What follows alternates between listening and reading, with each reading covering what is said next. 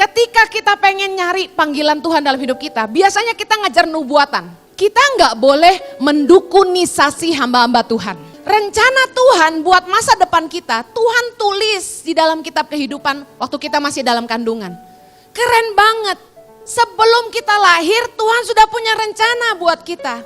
Nah, pertanyaan saya, pernah nggak Anda berdoa, bertanya kepada Tuhan, apa ide Tuhan ketika Dia menciptakan hidupmu? Jangan tanya hamba Tuhan, jangan tanya papa mamamu, mereka nggak tahu. Di dalam hatimu lah Tuhan menanam keahlian-keahlian, yaitu benih-benih yang kau butuhkan untuk menghidupi panggilannya. Apa benih itu? Passion dan kekuatan.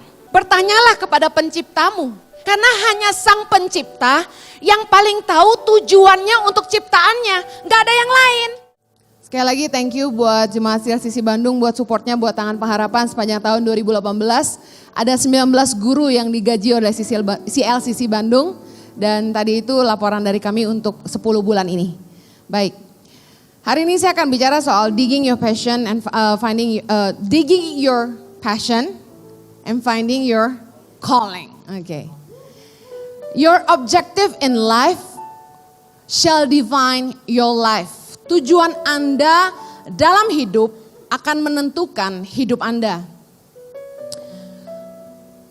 Dalam 1 Korintus 9 ayat yang ke-26, kita baca sama-sama yuk. 3, 2, 1. Sebab itu, aku tidak berlari tanpa tujuan dan aku bukan petinju yang sembarangan saja memukul. Di dalam hidup ini kita menjalani hidup yang namanya pertandingan iman. Nah, masalahnya di arena mana kita harus bertanding? Nah, ini penting. Karena dalam 1 Timotius 6 ayat 12a dibilang gini, bertandinglah dalam pertandingan iman yang benar dan rebutlah hidup yang kekal. Kalau kita nggak ngerti tujuan hidup kita, panggilan Tuhan dalam hidup kita akan jadi seperti perenang yang sibuk pakai waktunya buat latihan basket. Dia seorang perenang tapi dia latihan basket. Kita semua ini punya calling yang berbeda, spesifik. Katakan panggilan saya spesifik. Tuhan punya tujuan yang spesifik dalam hidup kita. Masalahnya kita nggak ngerti apa sesungguhnya tujuan Tuhan menciptakan kita. Akibatnya banyak dari kita, saya juga dulu gitu, menghabiskan tahun-tahun umur kita, sekolah salah ngambil jurusan.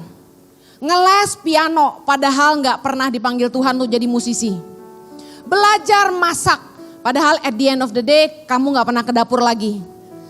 Kita banyak belajar sharpening kita punya mata gergaji. Melakukan belajar hal-hal yang sama sekali nggak ada hubungannya sama tujuan hidup kita. Bertahun-tahun umur hidup saya tuh menekuni dunia tarik suara. Ini akan mengajar kita semua bagaimana orang yang gak ngerti arena pertandingan buat dia. Jadi dari saya kecil, umur 6 tahun, mami saya itu memasukkan saya ke sebuah sanggar balet. Nah, sanggar balet itu suatu hari bikin opera, pertunjukan opera. Nah, di opera itu saya ditunjuk untuk nyanyi lagu pembukaan. Padahal gue masih umur 6 tahun. Saya masih ingat lagu yang saya nyanyikan, tau gak apa? Aku anak raja, engkau anak raja. Padahal zaman itu saya bukan orang Kristen. Tapi Tuhan itu keren banget, dari saya umur 6. Saya buka operet itu dengan menyanyi lagu Saya Anak Raja.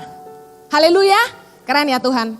Nah, kemudian sepanjang saya SD, SMP, saya sering disuruh nyanyi di sekolah. Ketika ada event-event saya disuruh nyanyi. Kemudian begitu saya lulus SMA, saya pindah ke Australia. Saya dan teman-teman sekitar 22 orang anak muda ngerintis gereja Indonesia di Sydney, Australia. Mulai dari 22 orang, gereja itu berkembang jadi 100, 200, 500, 800, terus boom sampai 1.500. Jemaat Indonesia di luar negeri saat itu kami terbesar. Nah, karena saya salah satu perintisnya, untuk naik ke panggung ini cepat sekali ya. Mulai dari singer, terus saya jadi worship leader. Nah, dari perjalanan hidup saya dari kecil sampai sebesar itu ya, sudah kuliah, kayaknya bener banget tuh panggilan hidup saya ada hubungannya dengan tarik suara. Bisa ngerti? Ketika kita melihat kenyataan realita, ini cocok nih buat yang minggu depan. Kok kayaknya hidup gue terus di dunia tarik suara. Jadi ketika di gereja kami kedatangan tamu-tamu pembicara, hamba-hamba Tuhan dari luar negeri. Kira-kira 10 orang di antara mereka menubuatkan saya. Nah, berapa banyak saudara yang pernah dapat nubuatan dari hamba Tuhan? Angkat tangan. Senang gak dinubuatin? Senang banget kan? Nah, 10 nubuatan itu kesimpulannya 2. Yang pertama, Henny, you have to go to Bible College. Sorry, mereka gak tahu nama saya tapi kurang lebih gitu. You have to go to Bible College. Kamu harus ke sekolah Alkitab. Karena panggilan kamu adalah hamba Tuhan. Nah, ketika kita pengen nyari panggilan Tuhan dalam hidup kita, biasanya kita ngajar nubuatan. Dengar, hati-hati. Nubuatan yang kedua, isinya gini. God will put a new song in your mouth. And you will bring a new song for the people of the Lord. Jadi ceritanya nih, saya suatu hari akan dipakai Tuhan jadi penulis lagu. Kira-kira gitu. Dari sekolah bisnis, commerce, saya beralih ke perhotelan. Baru mau masuk ke perhotelan, nih udah cerita lagi nih. SMA saya ambil biologi. Kuliah ngambilnya bisnis, udah lebih gak nyambung ya. Kemudian ngambil hospitality. Begitu saya mau masuk hospitality, Nabi datang lagi ke gereja kami. Saya duduk di depan kayak gini, dia nunjuk saya langsung. Hey you, don't go to hospitality school. Your calling is full-time ministry.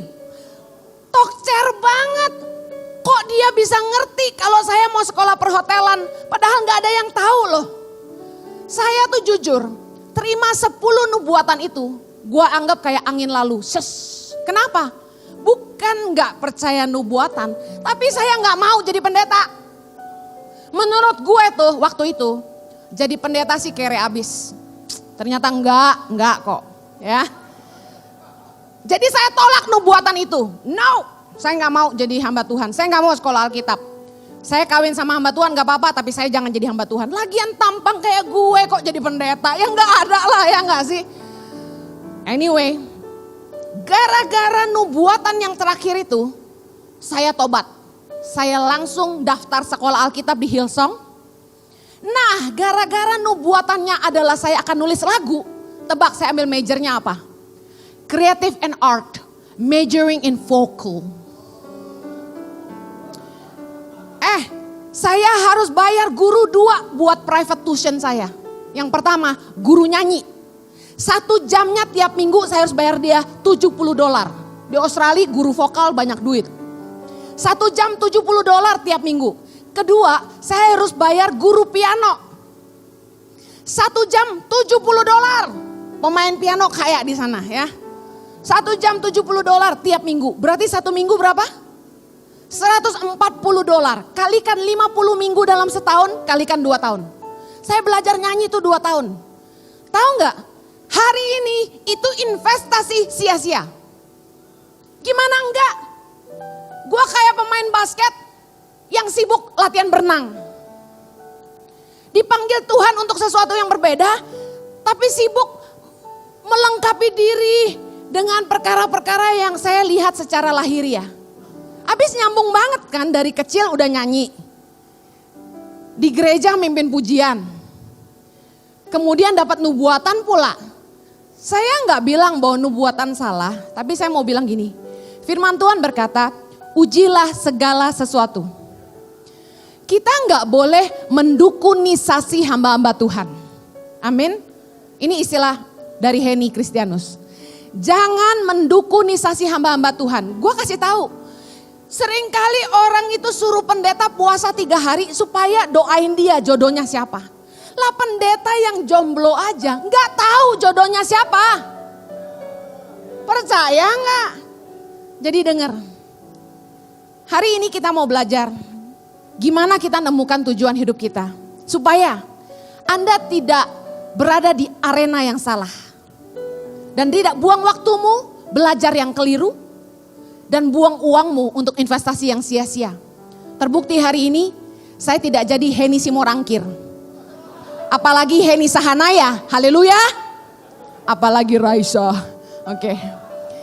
Pertanyaan saya, apa goal hidupmu? Yuk balik yuk. Apa tujuan hidupmu? Karena dalam segala sesuatu yang kita lakukan dalam hidup ini, pasti ada tujuannya. Kita sekolah buat apa? Kita kerja buat apa? Kita pacaran buat apa?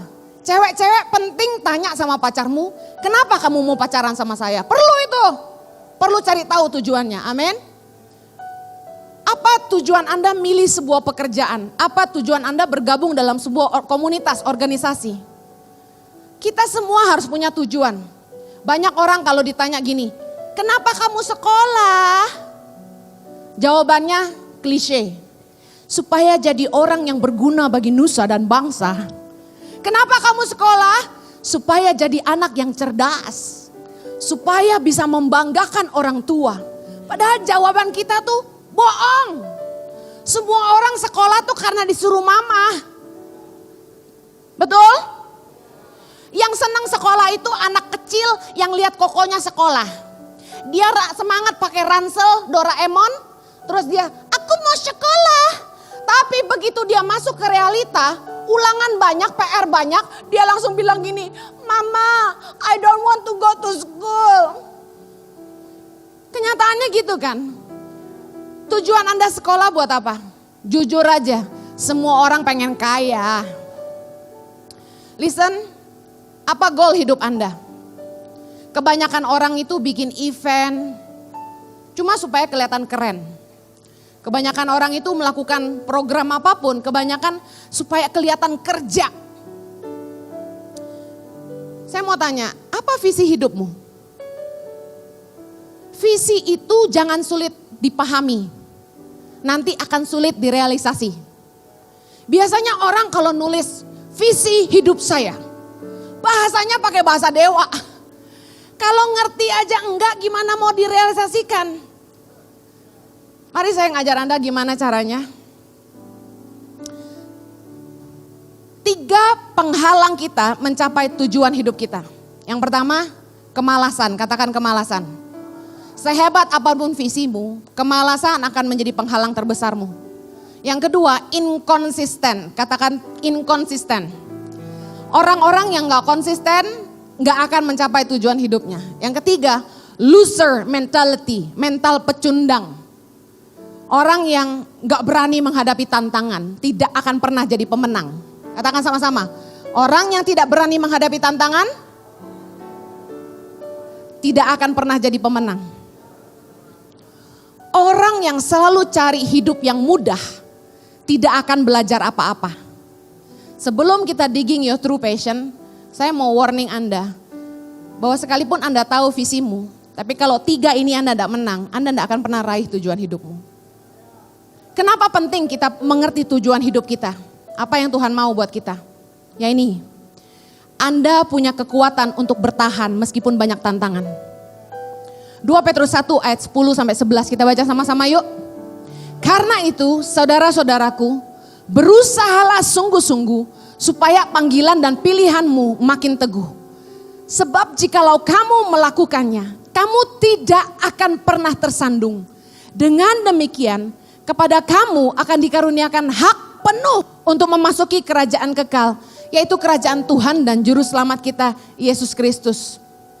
Dengar, ketika Anda menghidupi panggilanmu akan banyak sekali tantangan, banyak sekali halangan di depan. Tapi kalau engkau tahu tujuan hidupmu, satu hal yang janji firman Tuhan, engkau tidak akan pernah tersandung. Saya akan masuk ke poin pertama.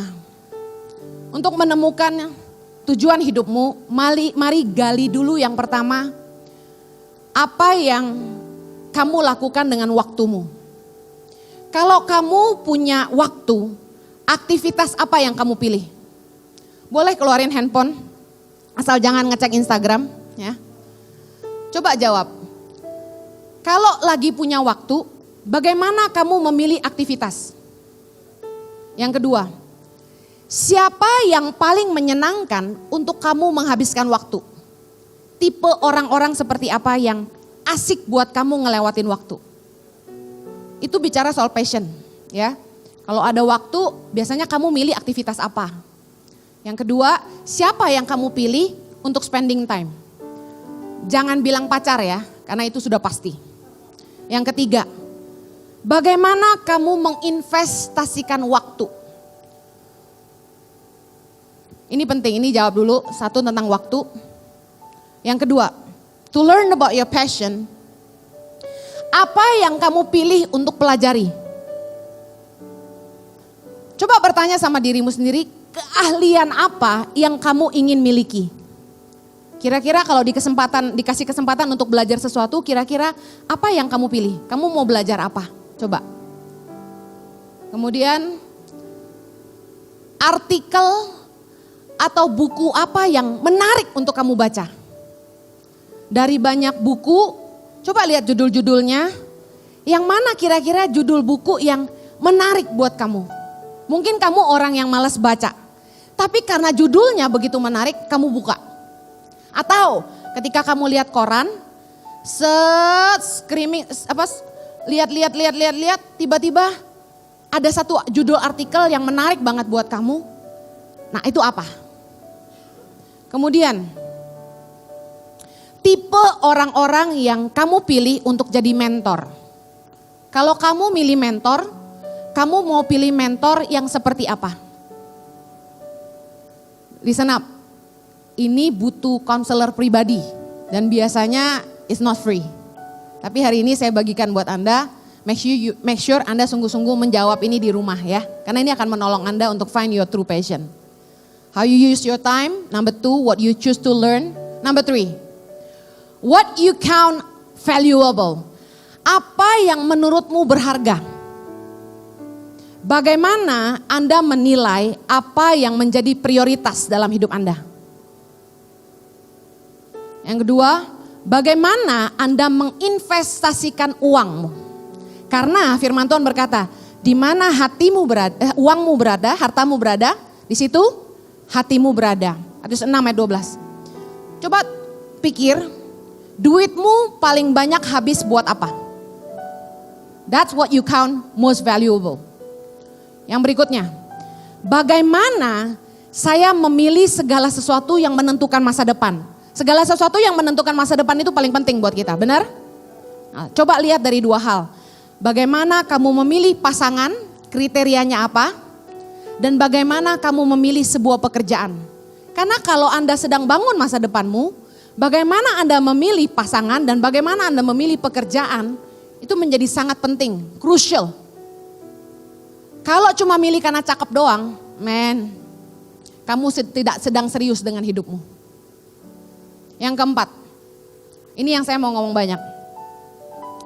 Saudara harus tahu bahwa setiap kita ini lahir dengan tujuan Tuhan dalam hidup kita, katakan amin.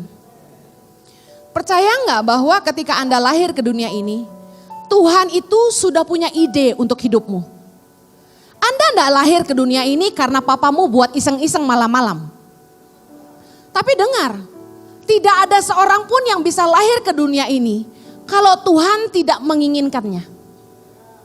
Banyak orang yang nikah sah di gereja, catatan sipil, tapi sampai hari ini mereka tidak punya keturunan.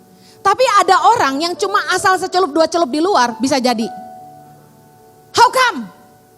Karena saya yakin setiap orang kalau bisa lahir ke dunia ini, mereka lahir dengan tujuan Tuhan dalam hidup mereka. Gak ada seorang pun bisa lahir tanpa kehendak Tuhan.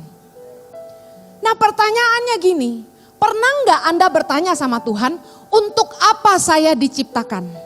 Mari baca Mazmur 139 ayat yang ke-16. Baca sama-sama. Matamu melihat selagi aku bakal anak. Dan dalam kitabmu semuanya tertulis.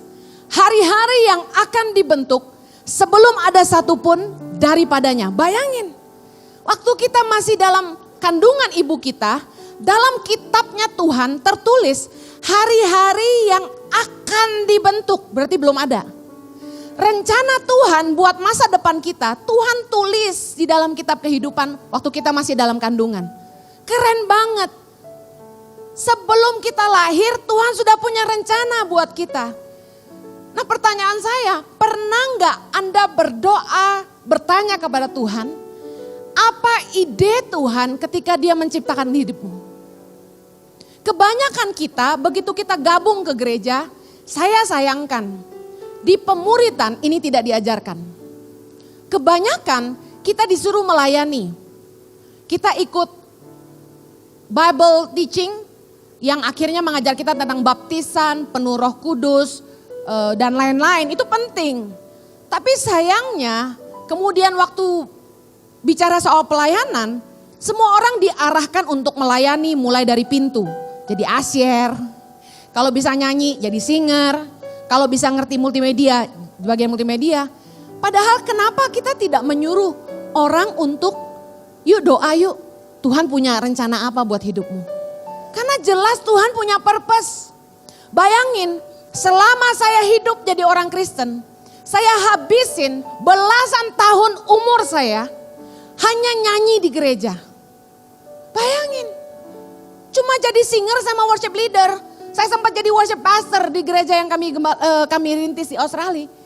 Saya nggak ngerti sama sekali kalau Tuhan punya rencana buat saya di luar gereja. Saya nggak pernah diajarin sama sekali bahwa Tuhan punya tujuan buat hidup saya. Saya cuma ngerti gembala suruh saya ini saya lakukan aja. Efesus 2 ayat 10, kita baca sama-sama. 3, 2, 1. Karena kita ini buatan Allah, diciptakan dalam Kristus Yesus untuk melakukan pekerjaan baik yang dipersiapkan Allah sebelumnya. Ia mau supaya kita hidup di dalamnya. Saya ulangi, bahwa di dalam Yesus kita telah diciptakan untuk melakukan pekerjaan baik. Jadi berarti nggak ada seorang pun yang diciptakan Tuhan untuk jadi penjahat. Yang dipersiapkan Allah sebelumnya, pekerjaan baik apa yang Tuhan persiapkan sebelumnya? Ini yang kita mau cari tahu. Satu kehendak Tuhan bahwa Dia mau kita hidup di dalam rencananya. Jadi please semangatlah untuk kejar panggilan hidupmu. Bagaimana caranya? Nggak ada cara lain. Saya tadi udah ngomong di awal. Jangan pernah mendukunisasi hamba-hamba Tuhan. Yang kamu harus lakukan untuk cari tahu apa ide Tuhan ketika menciptakan kamu cuma satu. Ask the Creator. Bertanyalah kepada penciptamu. Karena hanya sang pencipta yang paling tahu tujuannya untuk ciptaannya. Gak ada yang lain. Amen. Jangan tanya hamba Tuhan, jangan tanya papa mamamu, mereka gak tahu. Waktu saya pulang ke Indonesia tahun 2006, bulan Januari, Tuhan bicara sama saya gini, di suatu pagi Tuhan ngomong gini, Henny, selamatkan generasi. Untuk pertama kalinya dalam hidup saya, Tuhan bicara sesuatu yang saya tidak pernah mengerti sebelumnya. Tuhan bilang gini, selamatkan generasi. Saya percaya ketika Tuhan itu berbicara kepada kita, sebenarnya Dia cuma ngomong satu kata.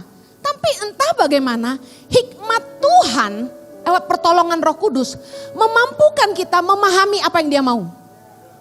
Saya langsung bilang, Tuhan, kalau Tuhan mau saya tinggal di Indonesia, tolong bicara sama suami saya. Karena gimana pun saya istri orang. Waktu Jojo datang jemput saya Februari 2006. Jojo tuh just for your info, keluarga besarnya ada di Sydney, Australia. Terus kami saat itu punya bisnis, punya rumah meskipun masih nyicil, punya mobil 2 dan income tetap yang luar biasa buat kami. Kemudian support dari pemerintah buat ke anak-anak kami, anak kembar kami itu keren banget, 800 Australian dollars every month. Sekitar 8 juta, saya gak usah kerja. Hidup kami nyaman luar biasa. Jadi kami gak punya alasan buat pulang ke Indonesia. Dan untuk pulang ke Indonesia menjadi sangat sulit. Kenapa? Mau kerja apa di Indonesia? Kalau orang tuh dari luar negeri tinggal udah puluhan tahun di luar negeri terus pulang ke Indonesia. Itu biasanya alasannya cuma 2. Yang pertama, dia dapat promosi, jabatan yang keren dan gaji yang luar biasa, dia mau pulang ke Indonesia. Buka branch bank apa di sini misalnya. Yang kedua, orang pulang kembali ke Indonesia karena ada warisan dari orang tua. Ada pabrik yang harus diteruskan dan lain sebagainya. Tapi kami pada waktu itu nggak ada tawaran kerja dan nggak ada warisan. Mau kerja apa? Saat itu bergumul luar biasa dan Tuhan sangat keren sekali. Ketika saya berdoa pagi siang malam selama berbulan-bulan Tuhan tidak banyak jawab.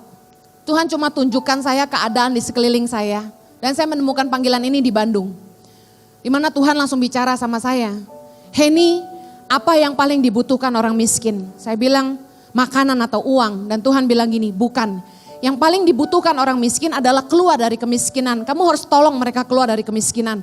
Saya bilang, Tuhan, bagaimana saya nolong orang miskin keluar dari kemiskinan? Tuhan bilang gini, beri mereka keterampilan supaya dengan keterampilan itu mereka bisa mencari pekerjaan yang lebih baik, bisa mendapat penghasilan yang lebih baik, dan bisa memberikan kehidupan yang lebih baik untuk keluarga mereka. Tolong mereka keluar dari kemiskinan. Singkat cerita berjalan, di Bandung saya mulai dengan memberi bimbingan belajar bahasa Inggris gratis untuk 5 orang anak. Yang kemudian saya kasih makan, kemudian tambah 8 orang, 10 orang, 12, 15, terus sampai bertambah banyak. Dan kemudian Jojo dapat tawaran kembali ke Australia dan kami menolak. Karena kami menolak, kami putuskan kembali ke Jakarta. Karena orang yang menawarkan itu adalah orang yang menggaji kami waktu itu. Karena waktu saya nggak banyak, saya nggak bisa cerita banyak di situ. Tapi singkat cerita, saya bisa menemukan tujuan hidup saya hari ini. Sehingga pelayanan kami dari 5 anak yang saya ajar di Bandung. Dan hari ini ada 5.100 anak di 70 titik di seluruh Indonesia. Saya mau kasih tahu karena saya menemukan tujuan hidup saya. Segala kemuliaan buat Tuhan. Dengar, saya tidak pernah membayangkan kalau hari ini ada hari ini. Tapi dibutuhkan ketaatan untuk melakukan yang Tuhan mau dalam hidup kita. Karena hidup ini adalah pertandingan iman. Katakan amin. Nah dengar, jangan tanya yang lain dan ubahlah caramu berdoa. Jangan lagi berdoa minta berkat sama Tuhan. Dengar, kalau kamu cari sungguh-sungguh apa yang jadi kehendak Tuhan dalam hidupmu. Jangankan berkat, apa saja yang kami butuhkan, Dia akan menyertaimu. Katakan amin. Yang terakhir saya berdoa bilang gini, Tuhan untuk panggilanmu menolong orang miskin ini, benih apa yang Tuhan tanam dalam hidup saya. Karena saya percaya bahwa God has planted the seed in our life to live His purpose. Tuhan pasti telah menaruh benih dalam hidup kita untuk memampukan kita menghidupi panggilannya. Amin. Mobil 4x4 itu punya onderdil yang berbeda.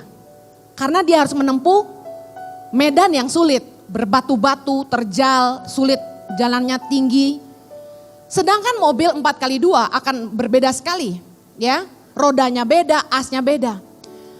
Nah, Anda pasti sudah diperlengkapi Tuhan dengan apapun yang engkau butuhkan untuk menghidupi panggilannya. Saya buktikan bahwa kemampuan yang Anda miliki saat ini bukan semata karena kamu kuliah. Saya buktikan. Amsal 35 ayat yang ke-34. Mari baca sama-sama. Dan Tuhan menanam dalam hatinya dan dalam hati Aholiab bin Ahisamak dari suku Dan kepandaian untuk mengajar.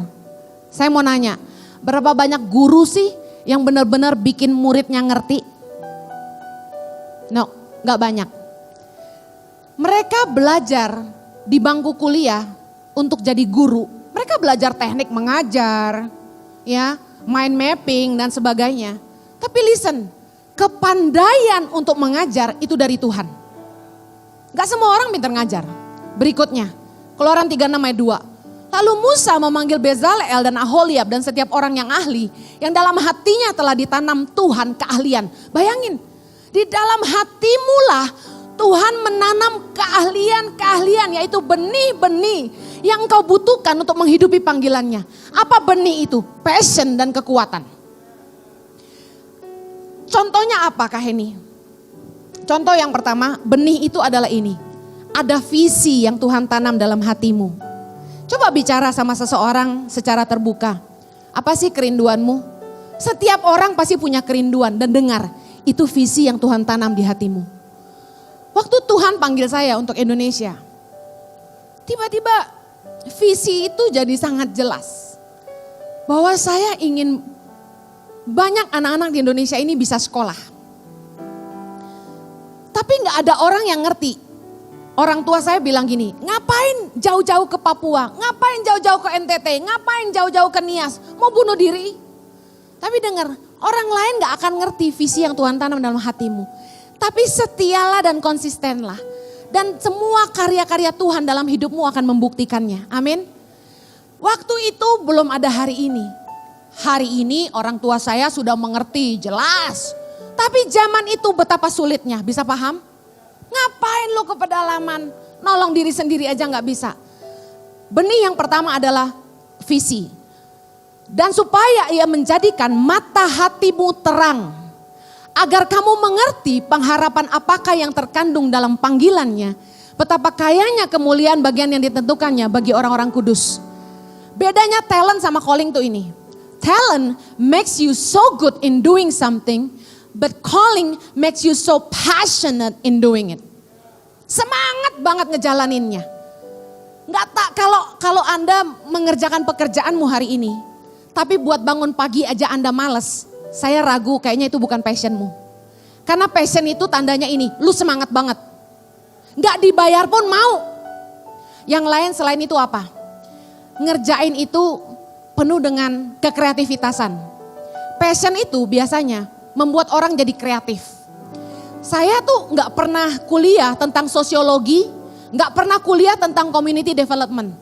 Tapi ketika saya dicemplungkan sama Tuhan di dunia kemiskinan, itu program-program Tangan Pengharapan yang